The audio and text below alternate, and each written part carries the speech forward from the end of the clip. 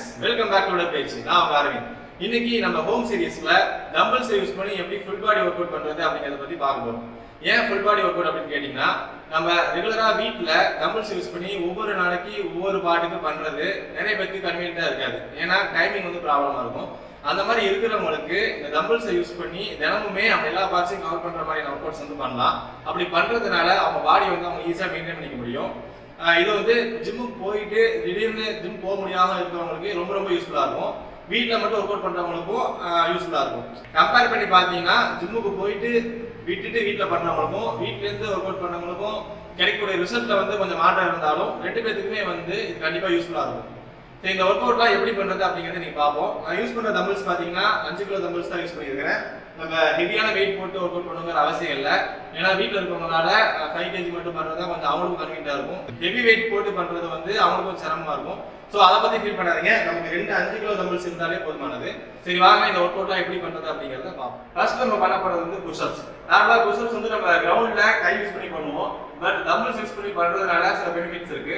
அது என்னன்னு கேட்டீங்கன்னா, நம்ம டம்பிள்ஸ் இப்படி ஹோல்ட் பண்ணி பண்றதுனால ஆட்டோமேட்டிக்கா நம்மளோட ட்ரைஸ், நம்ம ஷோல்டர் எல்லாமே வந்து இன்னும் நல்லா ஒர்க் அவுட் ஆகும். அது நீங்க ஒர்க் அவுட் பண்ணும்போது பாருங்க தெரியும்.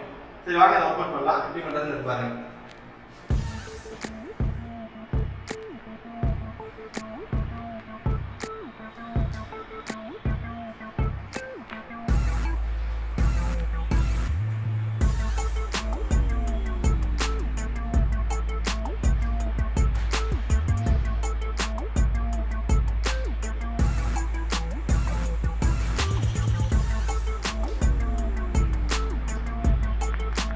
பார்த்துருப்பீங்க, இந்த ஒர்க் அவுட் பண்ணும்போது நம்ம செஸ்ட்டும் நம்ம ஷோல்டர் மசில்ஸும் ஒர்க் அவுட் ஆகும். ஸோ டம்பிள்ஸ் வந்து இந்த மாதிரி பொசிஷனில் வச்சுட்டு இப்படி ஹோல்ட் பண்ணிட்டு பண்ணுங்க. அடுத்து நம்ம எப்படி பண்ண போறோம்னு கேட்டீங்கன்னா, டம்பிள்ஸ் வந்து அப்படியே வெர்டிகலா ஹோல்ட் பண்ணுங்க. ரெண்டுத்துக்குள்ள கேப் பார்த்தீங்கன்னா நம்மளோட ஷோல்டர் கேப்பை விட ஒரு ஜான் வெளியில வச்சுக்கோங்க. இப்போ பண்ணும்போது நம்மளோட ஆர்ம்ஸ் வந்து ஒர்க் அவுட் ஆகும். அட் த சேம் டைம் நம்மளோட செஸ்ட்டும் வந்து ஒர்க் அவுட் ஆகும்.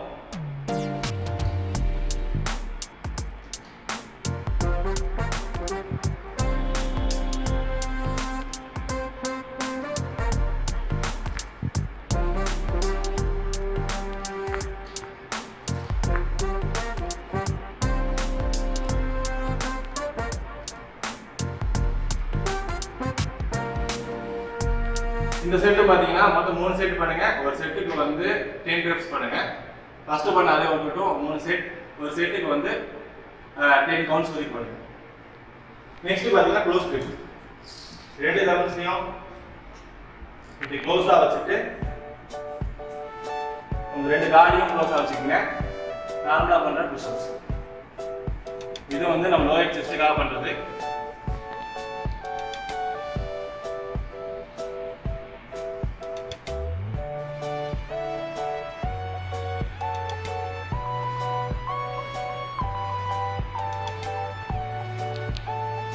இந்த ஒர்க் அவுட் பண்ணும்போது நம்ம செஸ்ட் வந்து லோவர் செஸ்ட் வந்து கரெக்டாக அந்த டம்பிளோட ஹெட்ல வந்து நமக்கு வந்து டச் ஆகணும்.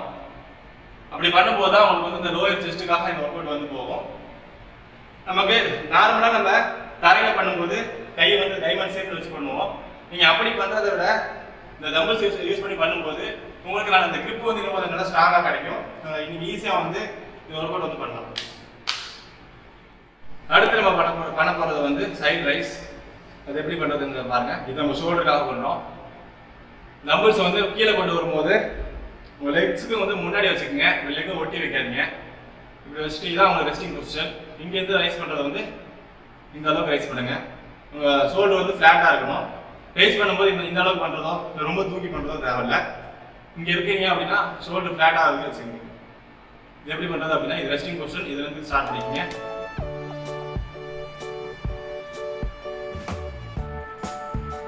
ஒர்க் அவுட் பண்ணும்போது தெரியும் உங்க டெத் சைட்ஸ்லாம் வந்து அழகாக ஒர்க் அவுட் ஆகும்.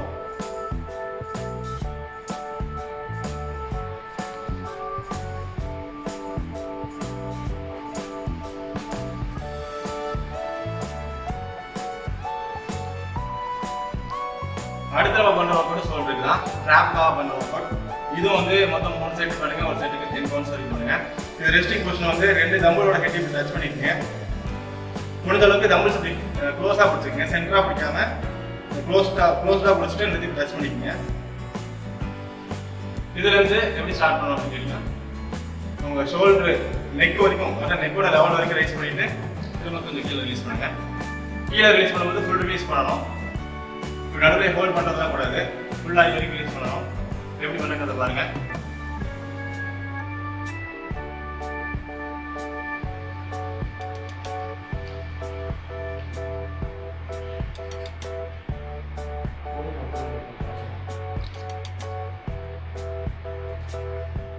அடுத்து பார்த்தீங்கன்னா ட்ரைசெப்ஸ் பாடி வந்து இந்த மாதிரி பெண்ட் பண்ணிட்டு நம்ம ஆக்சுவலாக பண்ணுற ஒர்க் அவுட் தான்.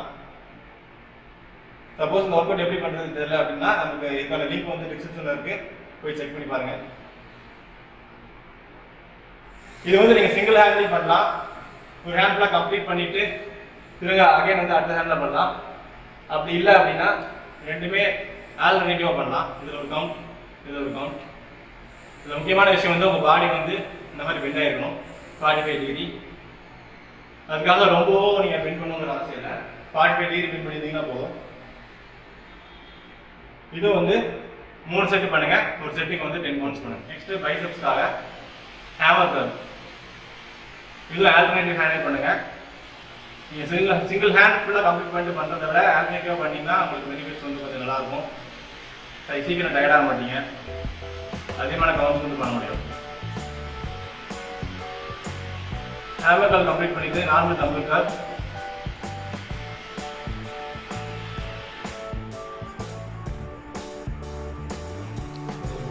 இதில் வந்து நான் ஃபஸ்ட்டு பண்ண பொசிஷனுக்கும் இப்போ பண்ண பொசிஷனுக்கும் உங்களுக்கு டிஃபரன்ஸ் தெரியும். கீழே ரெஸ்ட் ஆகும்போது ஹேமர் கர்ல் பொசிஷனுக்கு வரணும், மேலே வரும்போது கை ரொட்டேட் பண்ணிக்கங்க.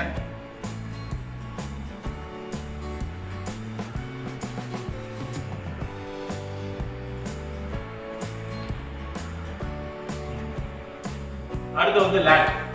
பாடியை வந்து இன்னும் கொஞ்சம் வெயிட் பண்ணிக்கங்க.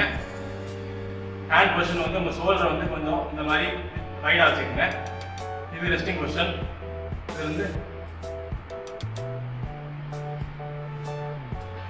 ஒர்க் அவுட் பண்ணும்போது நீங்க கரெக்டா பண்றீங்களா அப்படிங்கிறது எப்படி நீங்க கண்டுபிடிக்கலாம் அப்படின்னு கேட்டீங்கன்னா, ஒரு மிரர் இருந்துச்சு அப்படின்னா இந்த மிரர்ல உங்க செஸ்டோட ஃபுல் வியூ வந்து உங்களுக்கு தெரியும்.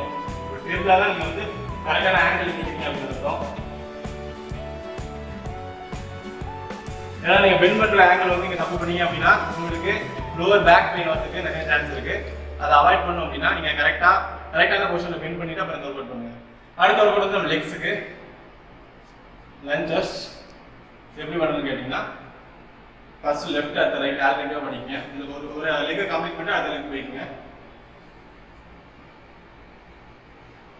ஒவ்வொரு வாட்டி நீங்க கீழே போகும்போது உங்க நீ வந்து தரையில டச் பண்ணிட்டே வரட்டும்.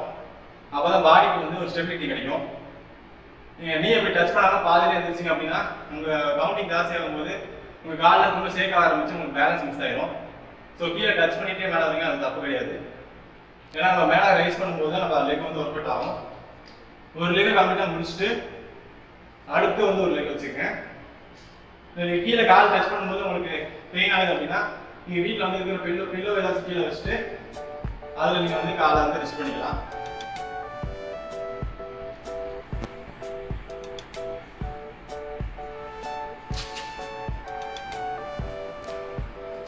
நெக்ஸ்ட் பாத்தீங்கன்னா லஞ்சஸ்லயே வந்து வாக். நாம லஞ்சஸ் பண்ணும்போது ஒரே விதம் பண்ணுவோம். இது வந்து வீட்லயே ஒரு பெரிய ரூம் இருந்துச்சுன்னா ரூம்ல வந்து சுத்தி சுத்தி நீங்க வாக் பண்ணிக்கலாம்.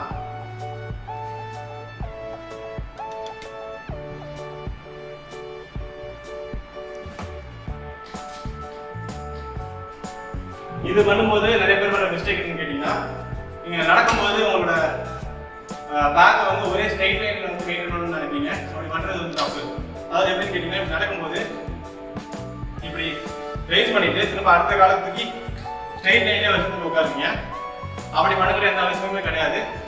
அப்படி பண்ணுறதுனால உங்களோட ஸ்டெபிலிட்டி தான் மிஸ் ஆகும். நீங்கள் வந்து நடக்கும்போது நார்மலாக நீங்கள் எப்படி நடப்பீங்களோ அப்படி நடக்கலாம். அதாவது இப்படி ஒரு காலம் வச்சிங்கன்னா அடுத்த காலம் நேராகவே வச்சுக்கலாம். உங்கள் பாடி வந்து ஒரே ஸ்ட்ரெயிட் லைனில் தான் போகணுங்கிற அவசியம் கிடையாது. நெக்ஸ்ட் ஒர்க் வந்து செஸ்ட்டுக்கு. உங்கள் வீட்டில் பெஞ்ச் இல்லை அப்படின்னா நீங்கள் நார்மலாக தரையிலே படுத்து செஞ்சுக்கலாம். அதில் எந்த தப்பும் கிடையாது.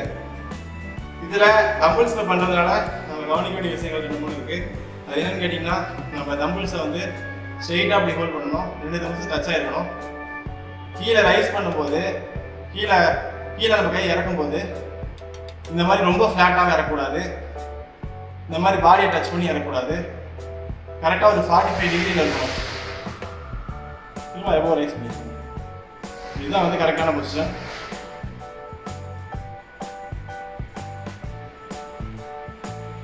இது நம்ம நார்மலாக பண்ணுற பார்பல் பெஞ்ச் பிரஸ் மாதிரி தான். என்ன பார்பல் தான் நம்ம வந்து டம்பிள்ஸ் யூஸ் பண்ணுறோம். அந்த மாதிரி நீங்கள் ரொம்ப கீழே வரைக்கும் கொண்டு போகணும்னு அவசியம் இல்லை. நான் எவ்வளோ தூரம் கீழே கொண்டு போகிறேங்கிறத பாருங்கள். இதுதான் நமக்கு மாறிட்டோம்னால இதுவே போதும். இது நம்ம தம்பிள்ஸில் பண்ணுறதுனால நீங்கள் 5 செட்ஸ் வரைக்கும் கூட பண்ணலாம். ஒரு செட்டுக்கு வந்து 10 pounds கண்டிப்பாக பண்ணணும். அதை தாண்டி பண்ண முடியாது பண்ணலாம், தப்பு இல்லை.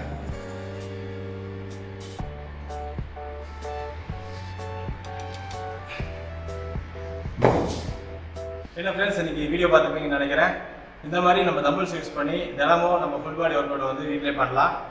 இது யாரெல்லாம் பண்ணலாம் அப்படின்னா, நான் ஃபஸ்ட்டே சொன்ன மாதிரி நீங்கள் ஆல்ரெடி ஜிம் போயிட்டு இப்போ வீட்டில் இருக்கீங்க அப்படின்னா நீங்கள் தம்பிள்ஸ் யூஸ் பண்ணி இந்த ஃபுல் பாடி ஒர்க் அவுட் பண்ணும்போது உங்கள் பாடி வந்து நீங்கள் ஈஸியாக மெயின்டைன் பண்ணிக்க முடியும். அந்த மாதிரி வீட்டில் ஹோம் ஒர்க் அவுட் பண்ணுறவங்களும் உங்களுக்கு டைம் கன்வீனியன்ட்டாக இல்லை, தினமும் ஒவ்வொரு பாட்டுக்கு பண்ண முடியல அப்படின்னு ஃபீல் பண்ணிங்கன்னா நீங்களும் தம்பிள்ஸ் யூஸ் பண்ணி ஃபுல் பாடி ஒர்க் அவுட்டை ரெகுலராக ட்ரை பண்ணுங்கள். உங்களாலேயும் உங்களோட பாடியை வந்து ஈஸியாக மெயின்டைன் பண்ணிக்க முடியும். என்ன ஃப்ரெண்ட்ஸ், இந்த செக்மெண்ட் கண்டிப்பாக உங்களுக்கு பிடிச்சிருக்குன்னு நினைக்கிறேன். இதே மாதிரி ஒரு சுவாரஸ்யமான செக்மெண்ட்டில் அடுத்த உங்களை சந்திக்கிறேன். அண்ட் பயங்கரமாக நன்றி.